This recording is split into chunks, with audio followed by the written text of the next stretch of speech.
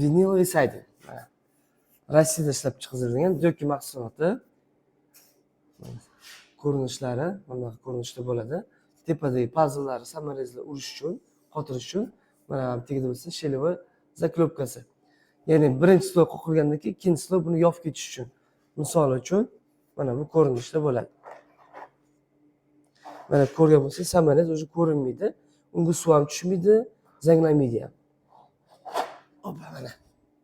Buni afzalligi nima desa, bu asosan binoni fasadini tezroq bitirib, ekspluatatsiyaga tezroq topshirish uchun qulay. Ayniqsa kiosklar, kichkina magazinlar yoki misol uchun hovlingiz orqa tarafi ochiq qolib ketdi qo'shni tarafda. Siz o tarafga chiqib suvab, yuvib, atdilki qilishga hech qanday imkoniyatingiz ham yo'q. Qo'shningiz ham yo'l qo'ymaydi. Chunki suviydigan bo'lsangiz, kamida 1 oy, 2 oy vaqt ketadi, qo'shni ham uning dabdalasiga chiqib ketib qoladi. Bu mahsulot bo'lsa 3 kunda ishini bitirib beradi.